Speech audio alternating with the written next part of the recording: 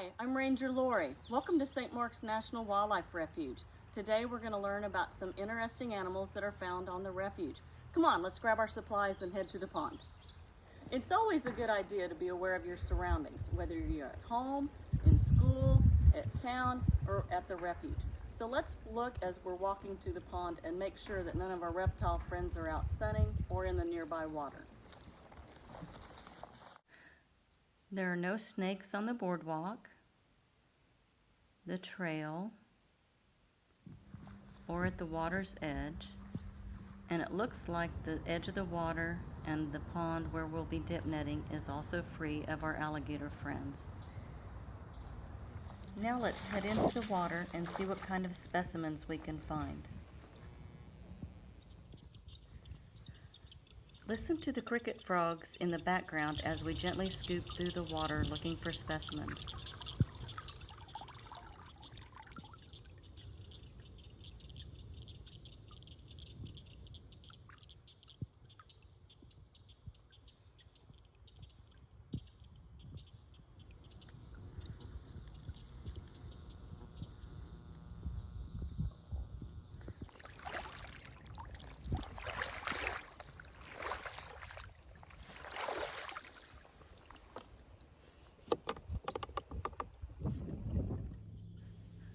Wow, we found an interesting spider, a camouflaged frog, some fish, and even some invertebrates.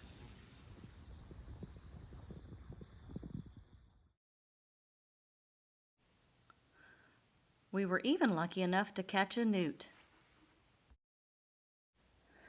Today we found some cool examples of different kinds of animals, but for this program we're going to focus on the class of animals called insecta. Insects are a group of animals that are often underappreciated and misunderstood. Not only are they important because of the biologic diversity they provide an ecosystem, they are extraordinary pollinators, and they play a critical role in decomposing matter. Insects are also an important food source for many animals such as birds, mammals, and amphibians, fish, reptile, and other insects, playing a huge role in the food web. They have been on the earth for nearly 400 million years. Insects can be found practically everywhere, even in the Antarctic. Earlier we found some insects in the pond. Now let's take a walk and see what we can find on land. Oh look, here's a log. Let's see what's underneath. Here's what may be a termite. Oh, and a great big beetle. Just during our short expedition, we came across several insects. We know that the sheer number of insects that exist is staggering. If you combined all of the other kinds of animals that exist on Earth that can be seen with the human eye, they still do not number the different kinds of insects that there are. There are over 1 million identified species, and some scientific authorities estimate that this number may only be 3% of the insects yet to be discovered. We know that the class Insecta is divided into over 30 orders. Because of the sheer number of insects that exist, there is no way that we can cover all of them, so we're going to focus on just a few orders or groups. The three main orders that we're going to talk about today are Lepidoptera, Odonata, and Coleoptera. The order Lepidoptera, being derived from the Greek meaning scaled wing, is made up of butterflies and moths. This is the second largest order of insects, with experts saying over 112,000 species worldwide.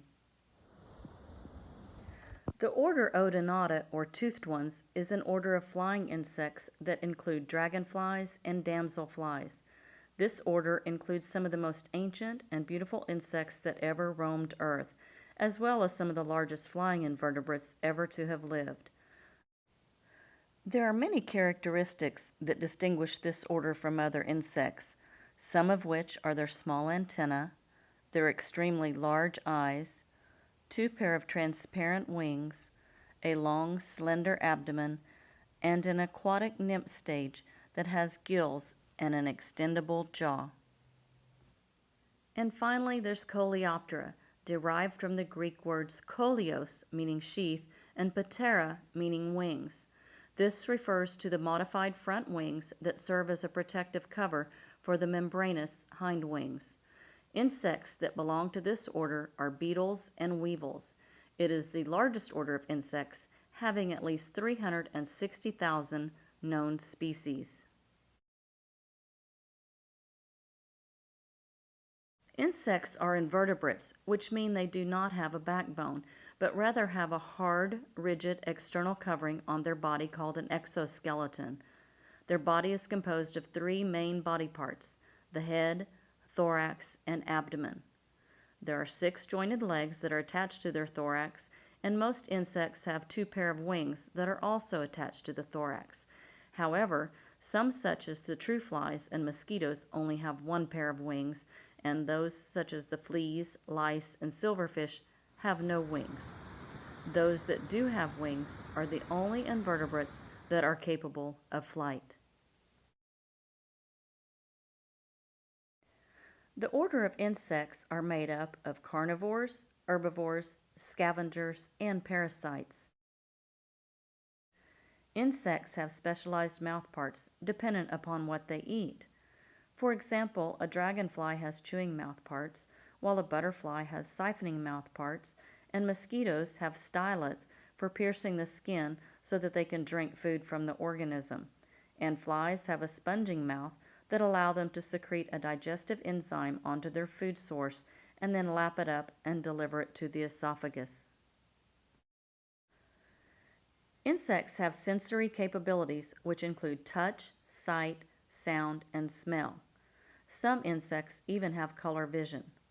They have bristles on the surface of their body that act as touch sensors. Their antennae are for sensory perception, and they can detect sound vibrations. Some antennae are often chemoreceptors, which makes them capable of detecting or smelling certain molecules present in the air around them. Some can also taste molecules of liquid or solid substances. Insects that can detect sound, such as butterflies, moths, and grasshoppers, generally use tympanal organs that are located on various parts of their body, depending on the species. This is similar to your eardrum. Life cycles of most insects fall into one of 3 general types. The first one we'll talk about is simple or ametamorphosis, which means without metamorphosis. In this form of life cycle, the newly hatched insect is just like a miniature adult. It grows and molts or sheds its skin until it reaches adult size. An example of this type of insect would be a silverfish. The next type of metamorphosis is incomplete metamorphosis. This form of metamorphosis has 3 stages. The first stage in incomplete metamorphosis is the egg, and it generally lasts 1 to 5 weeks. The second would be the nymph stage, which is the longest stage, lasting from 2 months to 5 years, depending on the species. During this stage, they can molt up to 14 times, and they breathe by pulling water into their bodies through spiracles, moving it over internal gills and pushing it out fast, which propels them through the water. They live in water, such as lakes, ponds, and streams. The last stage is the adult stage, and it is when the final molt is triggered by the day length and temperature. This is when they develop wings. They will now breathe by drawing air instead of water into their body through the spiracles. They do, however, still live near streams, lakes, or ponds. This stage may last from only a few days to as many as 10 weeks. The last life cycle we're going to talk about today is complete metamorphosis. This form of metamorphosis has 4 stages, which would include the egg, larva, pupa, and adult. An example of an insect that goes through complete metamorphosis would be butterflies and moths. The timeline is dependent on what kind of species they are. During the egg stage, it generally lasts 3 days to a few weeks. The larva or caterpillar stage may last around 2 weeks. The pupa or chrysalis is generally a few weeks to months, and the adult stage may last up to 9 months. You can look for insects pretty much everywhere, in fields and gardens, woods and roadsides, beaches, even under stones and rotten logs. You can find them on plants, on animals, in swamps, in the air, or even in the water or underground. They often like sunny areas, and some like dark areas. They are more abundant in late spring and summer, but can sometimes be found in all seasons.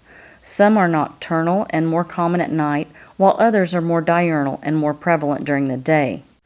Insects have several defense mechanisms like biting or stinging to protect themselves from harm or predation. So if you're going to observe insects, please stay at a safe distance or use safe handling techniques to keep you and the insect safe.